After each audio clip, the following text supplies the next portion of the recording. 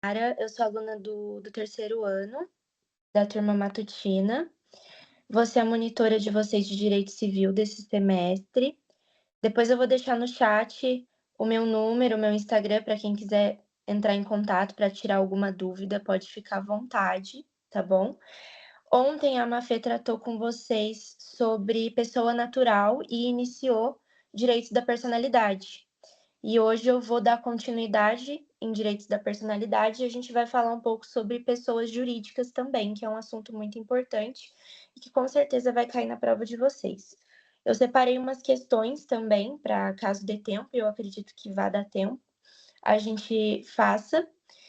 Quem quiser tirar qualquer dúvida pode mandar no chat, se quiser ligar o microfone e falar, pode falar, tá bom? Então vamos começar.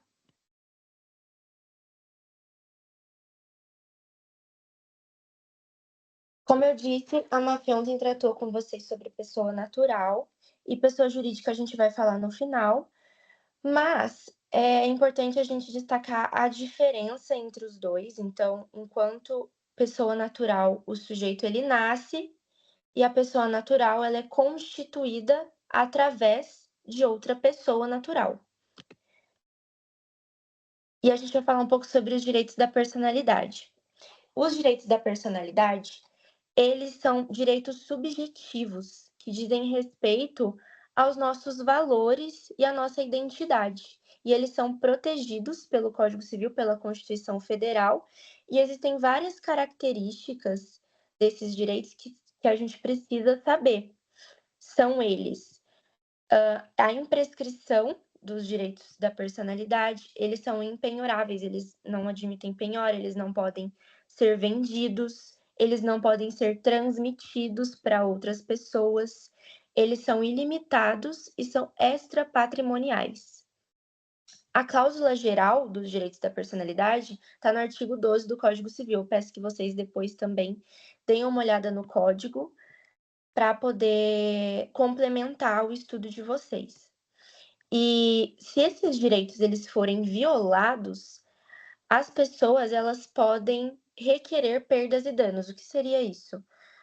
Reclamar a violação de um direito que é um direito fundamental e é um direito que não pode ser violado. E a gente vai estudar agora, né? Vocês já viram com o professor, mas a gente vai relembrar 3 desses direitos. O primeiro é a proteção da integridade física. Existe a proteção da integridade física em vida e pós-morte.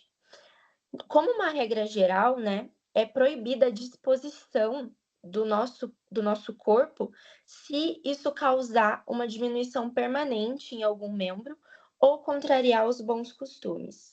E existem exceções que vocês viram também com o professor, principalmente a doação de órgãos, né? Além de uma exigência médica, né, em um caso de necessidade, a doação de órgãos também é permitida no caso de órgãos dúplices, ou seja, quando existe mais de um órgão, né?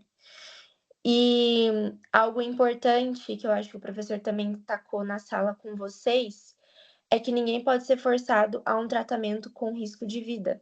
Então, acho que isso é até algo, um senso comum, né, que a gente vê em séries, em filmes, mas quando existe uma divergência entre a vida e a liberdade religiosa prevalece.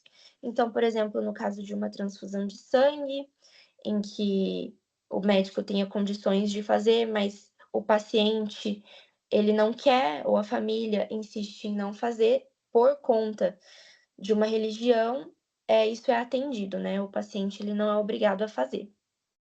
E pós-morte é um pouco diferente. Como uma regra geral, a disposição ela é válida e ela é livre. Então, a disposição gratuita, né, perdão, a disposição gratuita de órgãos, ela é livre depois da morte. Mas é importante destacar também, está no código, no parágrafo único, se eu não me engano, do artigo 14, e essa autorização ela pode ser revogada a qualquer momento, né? Então, se o morto ele deixou em vida que queria, mas depois mudou de ideia, ou então a família decide autorizar, ela também pode revogar essa autorização a qualquer momento. Outro direito muito importante a ser estudado é o direito à imagem.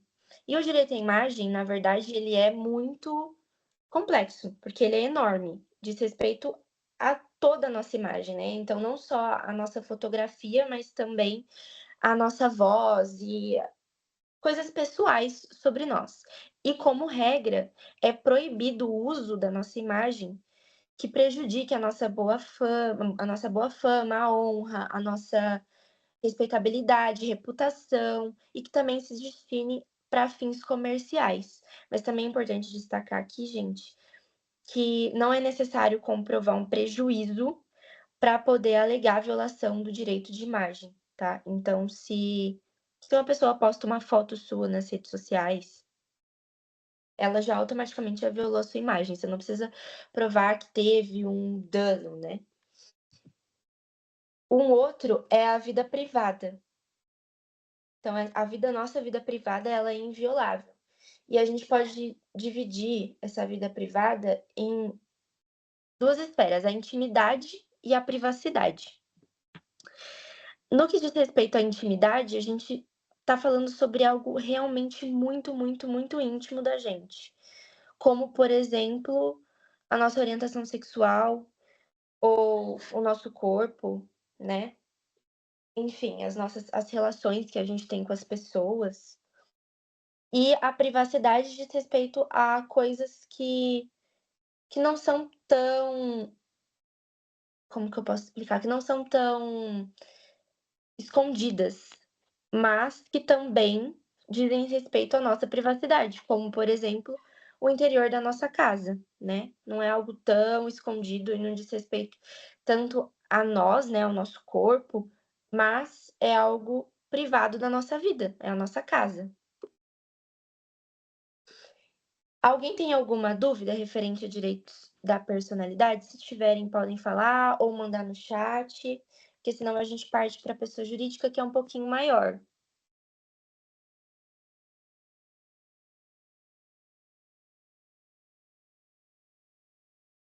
Acho que não, então.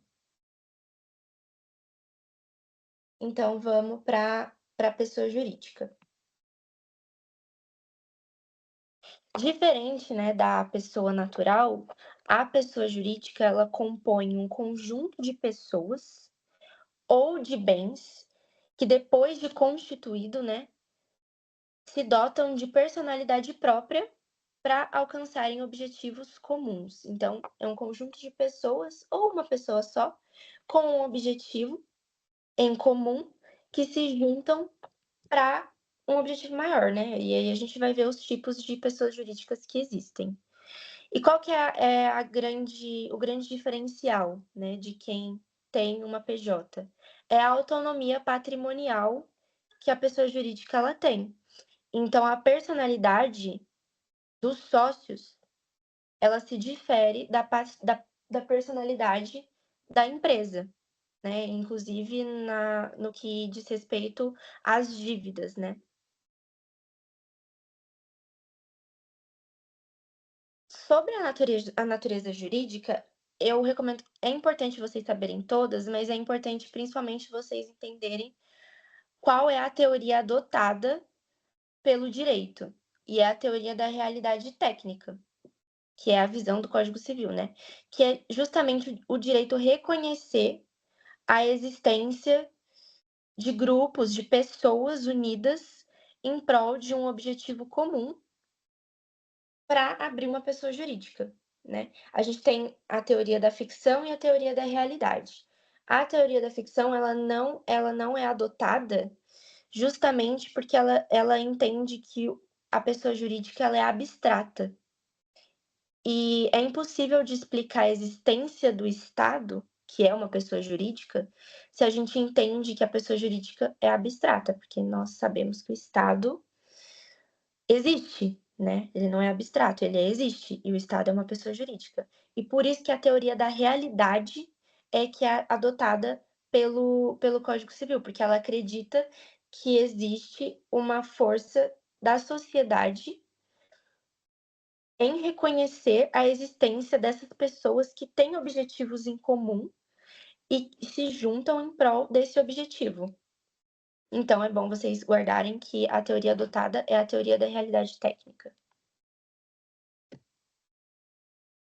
Sobre os requisitos para a constituição da PJ, isso é muito importante, porque é através dela que a pessoa jurídica existe e ela constitui a autonomia patrimonial que é tão importante, como eu disse para vocês. E existem 3 elementos importantes. O primeiro deles é a vontade humana. Então é necessário que as pessoas, elas queiram constituir uma pessoa jurídica. Então elas precisam expressar essa vontade, em conjunto, de criar essa pessoa jurídica juntos. E o ato constitutivo é o segundo elemento. Além da vontade, né, essa vontade ela tem que ser transmitida através da constituição do ato constitutivo. E para cada pessoa jurídica é um ato diferente. Então, para a sociedade é o contrato social, para as fundações pode ser por testamento ou por escritura pública, e para as associações é através do estatuto social. Então, esse é o segundo elemento. E o terceiro elemento é objeto lícito. Então, o que a pessoa jurídica vai tratar? Não pode ser um objeto ilícito, né? Não pode ser contrário ao direito. Tem que ser objeto lícito. Então, esses 3 elementos juntos, eles constituem a pessoa jurídica e através do registro público, perdão, que a existência legal começa a existir, começa, né, a ser constituída. Então, vontade humana, ato constitutivo, objeto lícito. Com os 3, registra. E a partir do registro, a pessoa jurídica foi constituída. E através disso, ela consegue capacidade jurídica plena e uma autonomia patrimonial. E os entes que não têm o registro público?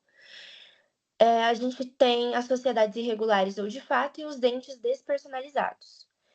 Sobre as sociedades irregulares ou de fato, elas atuam como empresa, elas são vistas, inclusive, pela sociedade como empresas, mas elas não possuem registro, não são personificadas, não têm personalidade jurídica. E qual que é a consequência principal? Que eu já tinha dito para vocês anteriormente, que não teria autonomia patrimonial. Então, os sócios, eles respondem pessoalmente pelas dívidas daquela empresa. Por isso que é tão importante o registro para a constituição da pessoa jurídica, porque essa consequência é uma consequência muito grande, né? Então, sem o registro, não tem autonomia patrimonial, e se tiver alguma dívida, essa dívida pode ser cobrada no nome dos sócios, e não só no nome, né, da empresa. E os entes despersonalizados são grupos que agem também na sociedade como empresa e têm um CNPJ para fins comerciais, para fins fiscais, mas eles não preenchem requisitos de uma pessoa jurídica formal, né? Eles são considerados universalidades de direito. E alguns exemplos que foram os exemplos utilizados pelo professor, né? É o condomínio edilício, o espólio e a massa falida. Um condomínio, ele não pode ser considerado uma pessoa jurídica, mas a gente sabe que um condomínio, ele tem um porteiro, né? Ele tem pessoas lá que pagam, né, todos os meses o condomínio. Então é necessário que tenha um CNPJ e uma pessoa administrando isso para que não dê nenhum problema, mas isso não significa que eles são considerados uma pessoa jurídica. As classificações das PJs. Aqui a gente consegue enxergar 3 tipos de classificação: quanto à nacionalidade, quanto à estrutura interna e quanto à função e atuação. Quanto à nacionalidade, a gente diz respeito se foi criado aqui no nosso país, né, se é nacional, ou se é estrangeiro, né, se é regulamentado pelo estrangeiro, por um país estrangeiro. Se é nacional, a lei, a sede é no Brasil. Se é estrangeiro, a sede fica no estrangeiro e é necessária a autorização do Poder Executivo para que essa empresa ela possa funcionar no Brasil. Quanto à estrutura interna, a gente tem corporação e fundação. Corporação é um conjunto de pessoas, que nem eu disse para vocês, associações e sociedade. E fundação, um conjunto de bens, né? É formado por um conjunto de bens. Quanto à função e à atuação, a gente tem direito público e direito privado. O direito público diz respeito ao Estado, então a União, os estados federativos, os municípios, todos são pessoas jurídicas de direito público.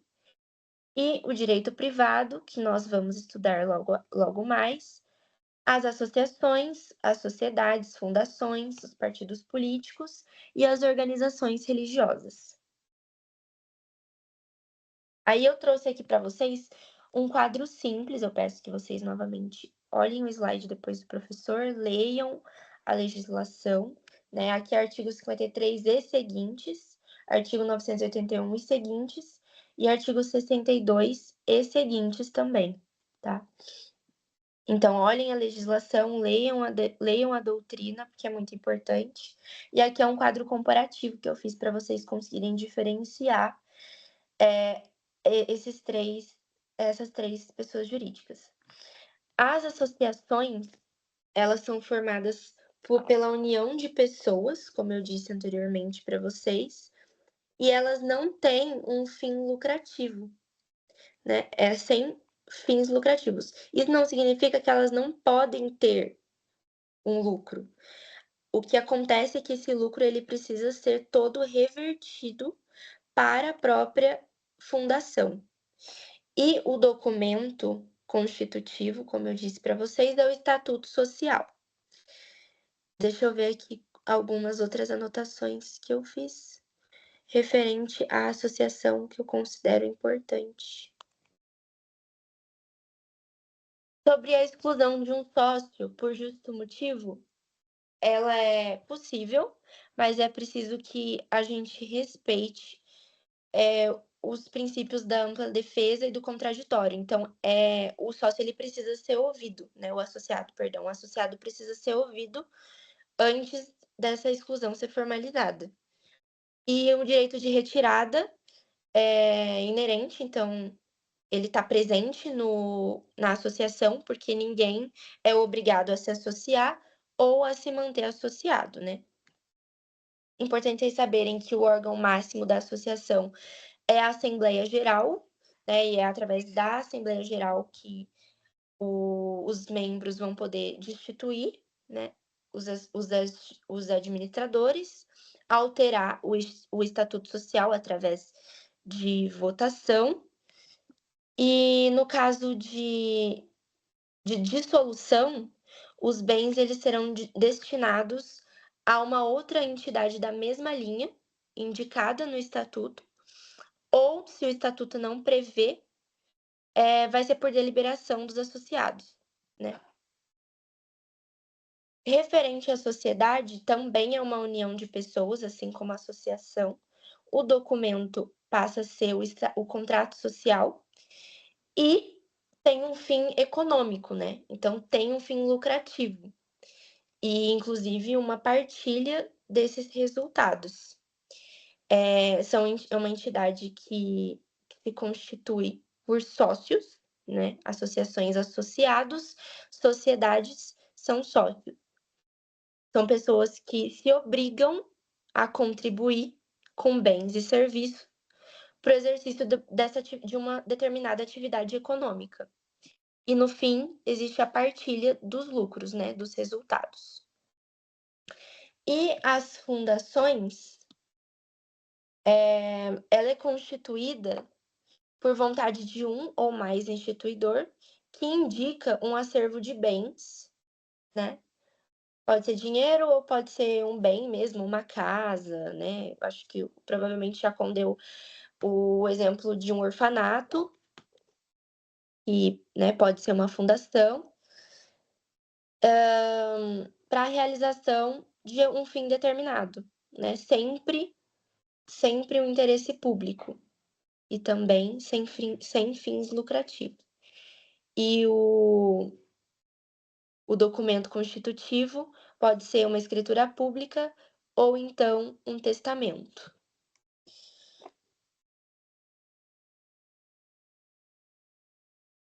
Referente às causas de extinção da pessoa jurídica, a gente tem algumas possibilidades. Pode ser convencional, né, por deliberação dos membros, eles vão votar, vão decidir que querem a extinção dessa pessoa jurídica. Pode ser por um motivo legal, então está expresso na lei que essa pessoa jurídica precisa ser extinta, ela vai ser extinta por força da lei. Administrativa, então o governo pode cassar a autorização de funcionamento dessa pessoa jurídica e por isso ela precisa ser extinta, né, por deliberação do governo. Natural, que é a morte de todos os membros, e se não tiver previsto no estatuto, no estatuto ou no contrato social, um sucessor para essa pessoa jurídica, então essa pessoa jurídica ela é extinta. Tem que estar expresso no documento o sucessor previsto, no caso de morte. E também por sentença, né? Por sentença de um juiz. Então, se o juiz determina, através de uma sentença, que a pessoa jurídica vai ser extinta, ela é extinta. E é importante destacar que o cancelamento do CNPJ, ele só vai ocorrer, ele só vai poder ser efetivado depois que ocorre a liquidação total do patrimônio dessa pessoa jurídica. Então, é preciso, né, um processo ou então uma deliberação entre os membros para que todo o patrimônio dele seja analisado. Então, eles vão ver quanto que tem de ativo e quais são as dívidas, para que essas dívidas sejam pagas, e o que sobrar será dividido entre eles. E depois dessa divisão, aí sim ocorre o cancelamento do CNPJ.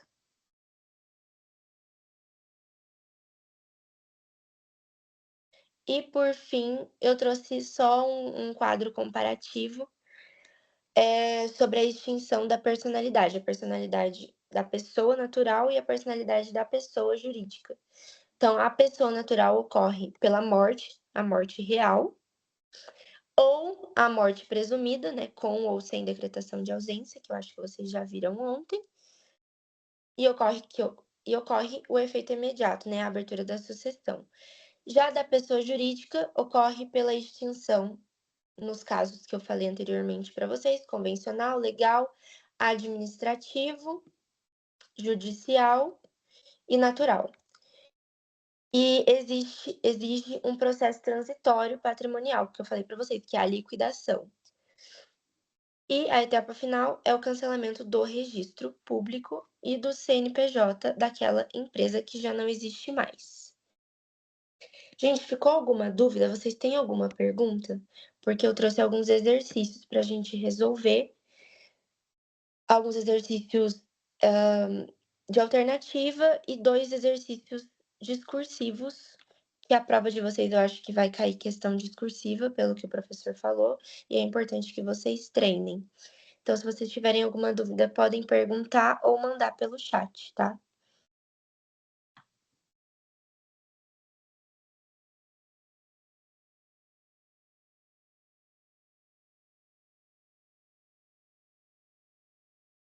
Eu vou abrir o arquivo aqui das questões.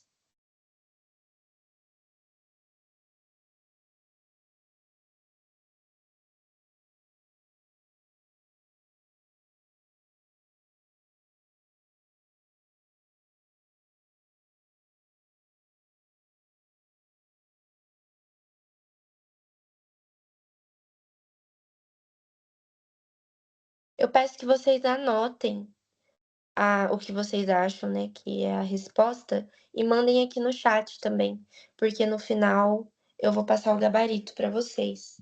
Ó, espera.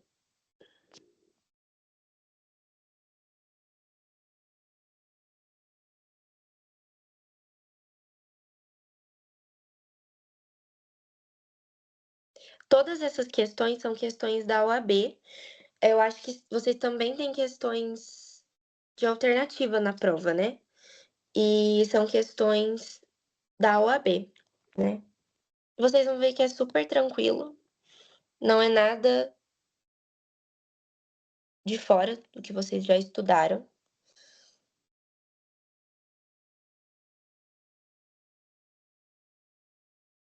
Então vamos começar.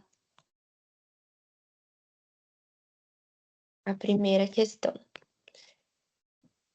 Durante o 24º Festival do Camarão, realizado na Praça da Cultura, Praia do Centro, Caraguatatuba, foi capturada a imagem de Vera Miriam, personalidade feminina da cidade. A foto teve uma grande repercussão nas redes sociais, tendo sido usada sem autorização prévia de Vera em uma propaganda comercial de uma distribuidora de crustáceos. Diante do ocorrido, Vera procura um advogado, relatando o ocorrido e desejando saber se teria direito à eventual indenização por perdas e danos. A respeito da situação hipotética, com base no ordenamento jurídico brasileiro, assinale a alternativa correta. Letra A. Para que Vera tenha direito à eventual indenização por uso de sua imagem em uma propaganda empresarial, torna-se necessária a demonstração dos prejuízos sofridos. Letra B. A violação do direito à imagem depende da demonstração, por parte da vítima, da conduta voluntária e consciente da violação do direito e do prejuízo ou do dano, ainda que exclusivamente moral. Letra C. É livre a utilização da imagem de uma pessoa quando obtida em espaço público, salvo se houver ofensa à honra ou dignidade humana. Letra D. A indenização pela publicação não autorizada de imagem de pessoa com fins econômicos ou comerciais independe da prova de prejuízo. O uso da imagem alheia, letra E. O uso da imagem alheia é absolutamente livre no exercício da atividade empresarial, desde que seja lícita. Então, essa é uma questão de direito da personalidade referente à imagem, ao direito de imagem. Eu vou dar um minuto para vocês mandarem no chat qual resposta vocês acham que é, e aí eu passo o gabarito para vocês, tá bom? Então, podem mandar no chat qual alternativa vocês acham que é a correta. E aí eu vou falar o gabarito, a gente vai ver alternativa por alternativa.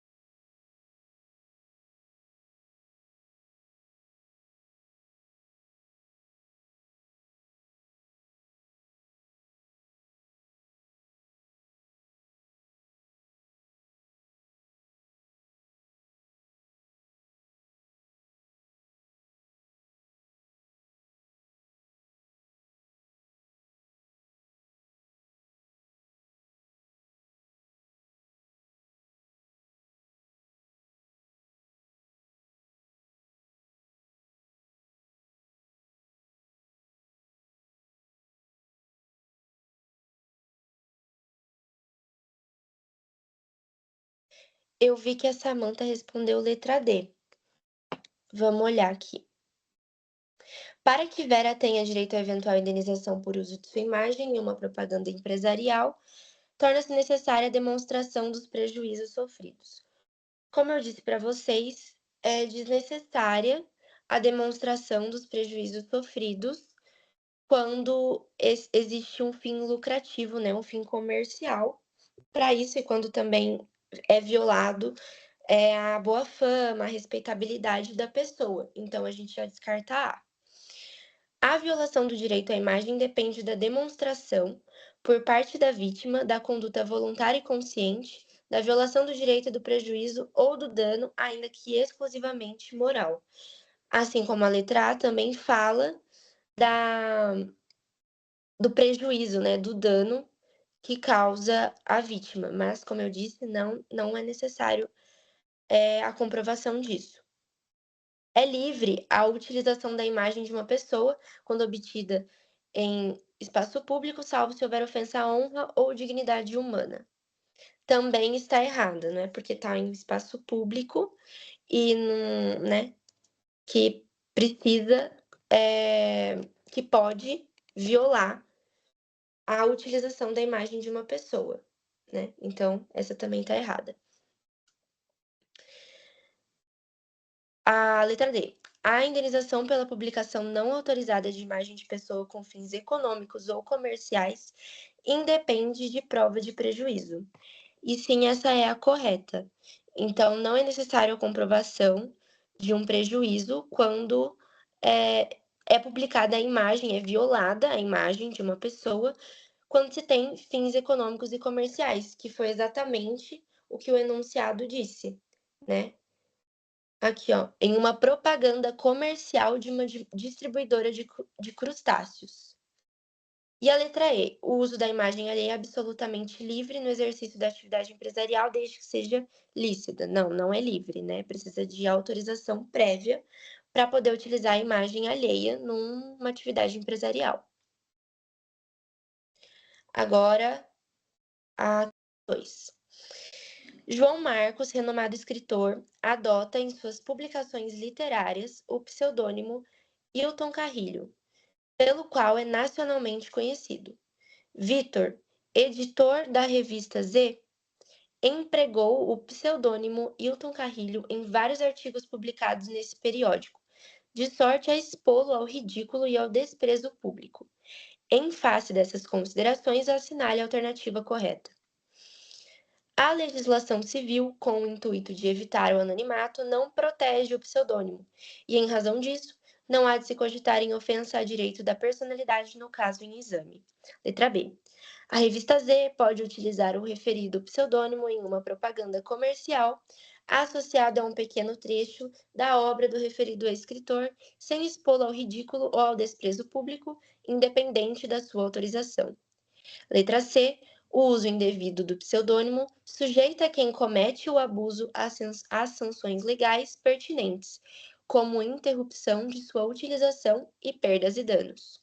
E letra D. O pseudônimo da pessoa pode ser empregado por outrem em publicações ou representações que a exponham ao desprezo público quando não há intenção difamatória. Vou dar de novo 1 minuto para vocês lerem novamente, né? E responderem.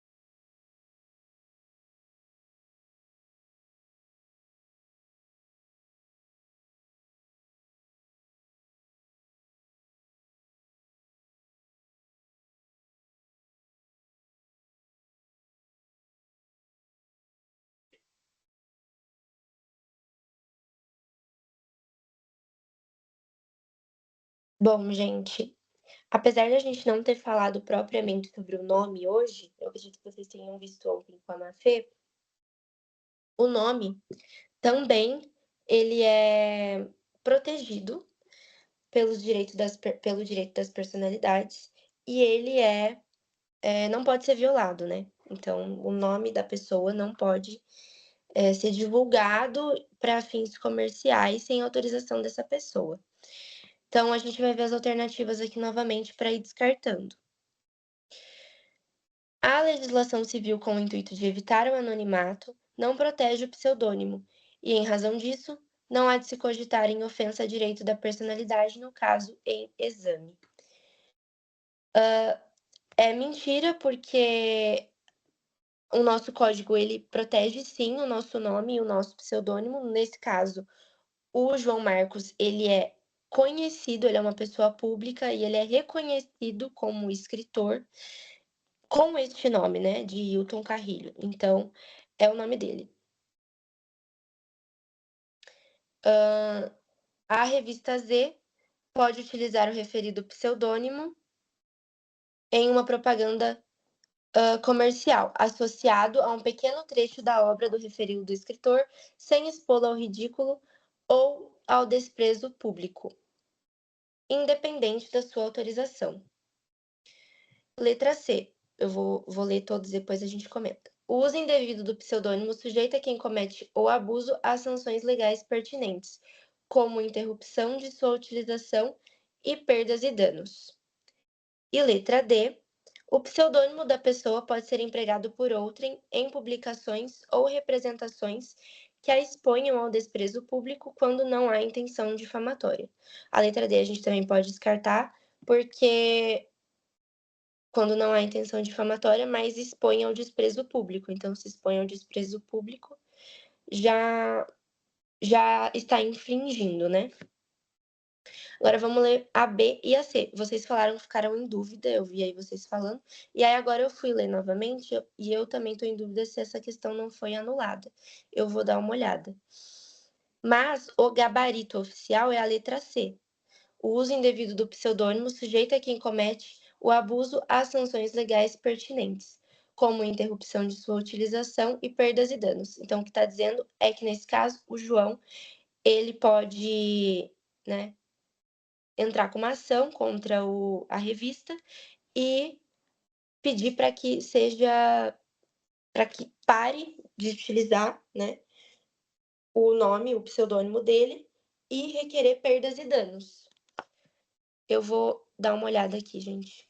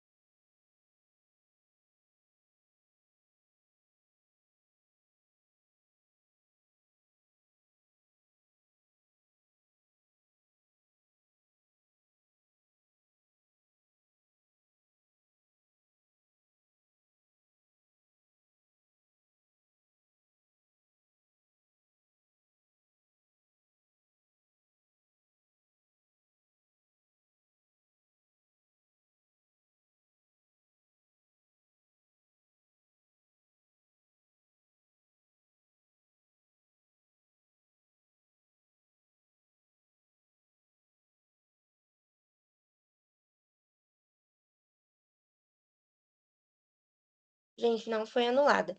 O que acontece? Aqui está falando sobre propaganda comercial, né? Não tem um fim como é que eu posso explicar? Não tem um fim informativo. Se tivesse um fim informativo, como ele é um escritor renomado e conhecido, aí sim poderia ocorrer isso. Mas o que acontece aqui é que a questão fala de utilizar esse pseudônimo em uma propaganda comercial. Como tem um fim comercial, né, um fim lucrativo para a revista Z, então não pode. Então, essa que é a justificativa. A Luísa levantou a mão. Pode falar, Luísa.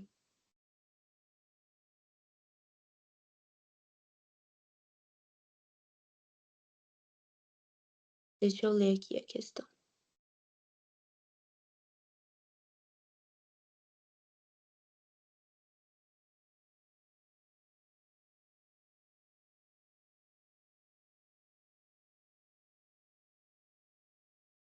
Na verdade, não tem a necessidade de registrar, não, para poder constituir dano moral. Basta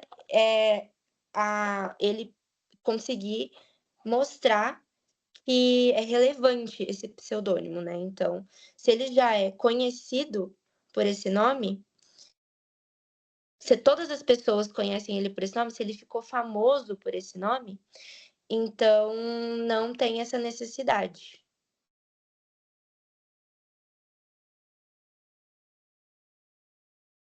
Porque o seu uso teria relevância jurídica ou capacidade de gerar algum impacto? Porque justamente nesse caso aqui é o trabalho dele, né? Ele é um escritor renomado e o nome dele, que é Hilton Carrilho, já traz o impacto para a própria imagem dele, para a imagem, para o nome e para a carreira, para a própria carreira. Então, se ele é conhecido por esse nome e esse nome ele é utilizado para fins comerciais ou para fins de desrespeito, né, à honra, à boa fama, à respeitabilidade dele, isso já traz um impacto prejudicial, né, na vida dele. Então, por isso que nesse caso ele poderia reclamar por perdas e danos, também pedir perdas e danos. Ficou ainda a dúvida?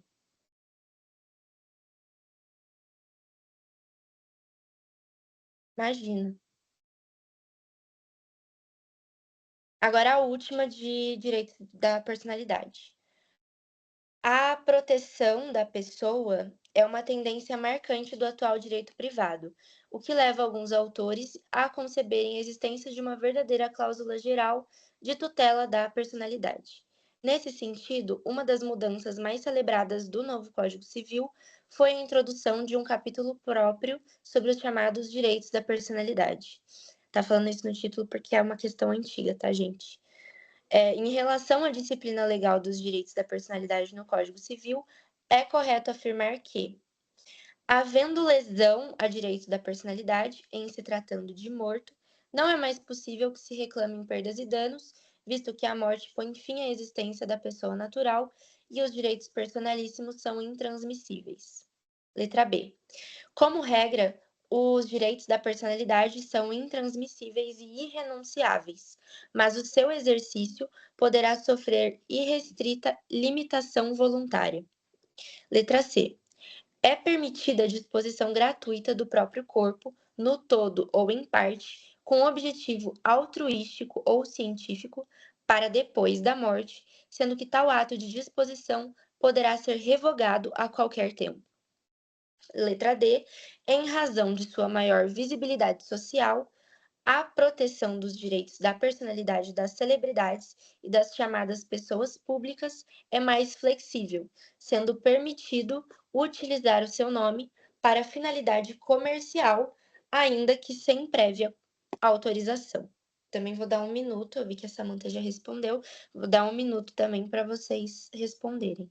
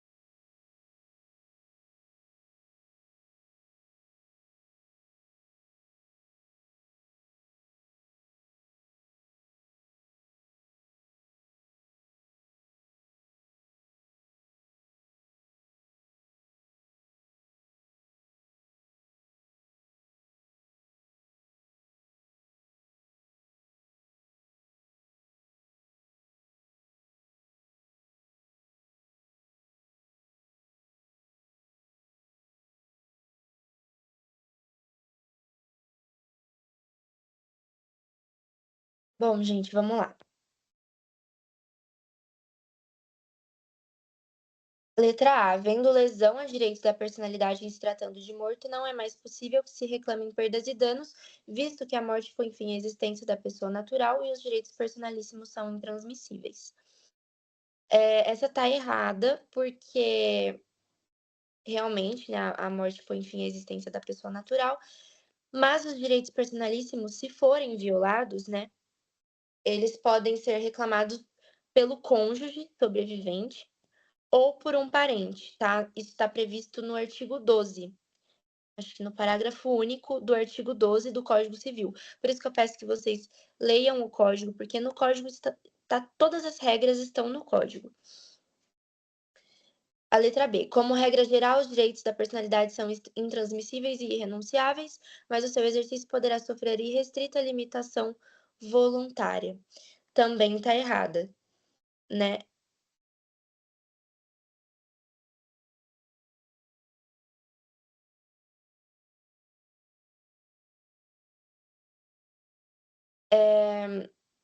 Peraí.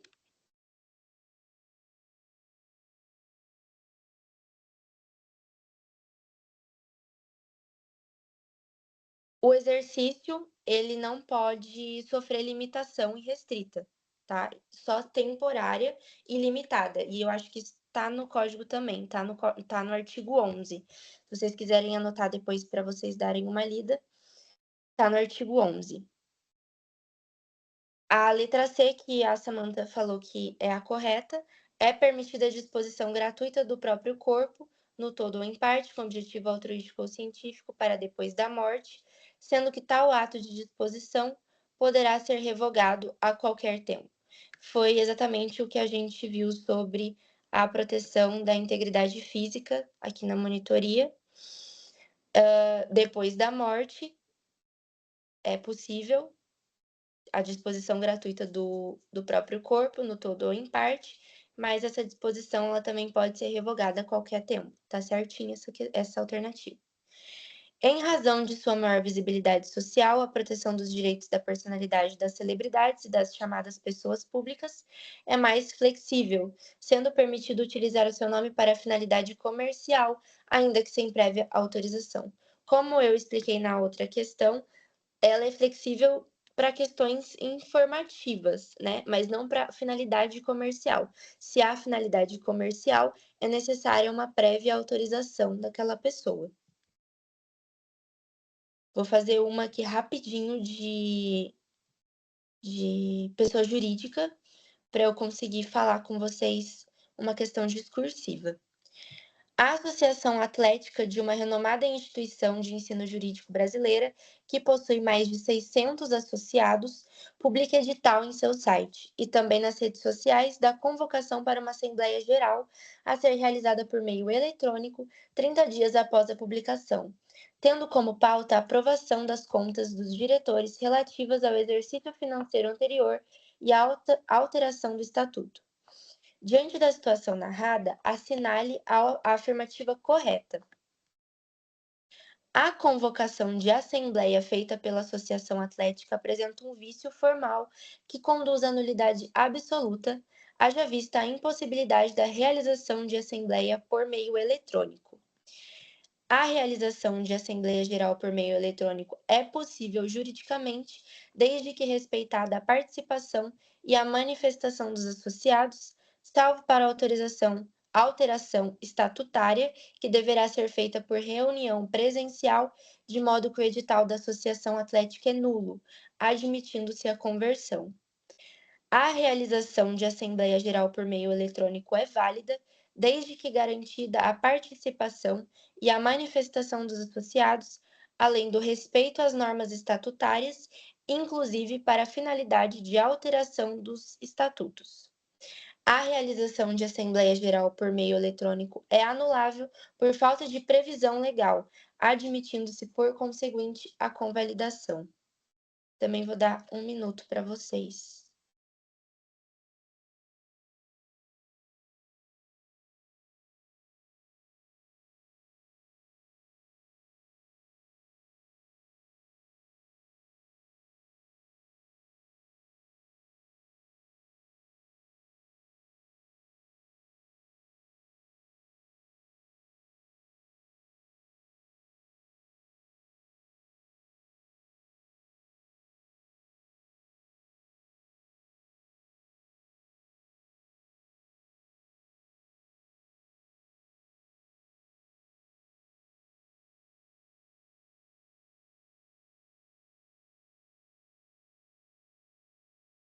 Gente, então, essa questão, eh, ela é nova, né, desde que ocorreu a pandemia, que que isso foi deliberado, mas já vou logo falar a alternativa correta para eu conseguir ter tempo de falar discursiva com vocês.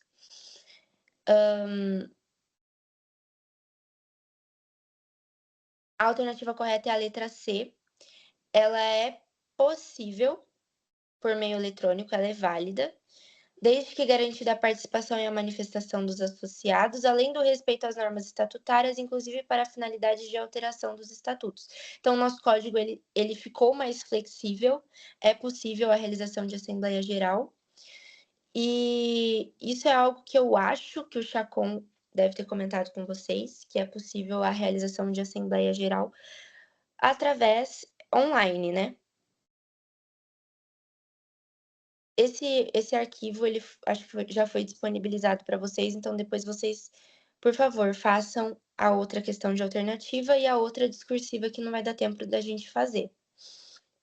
A questão discursiva que eu trouxe diz respeito ao direito ao nome e à proteção da identidade civil.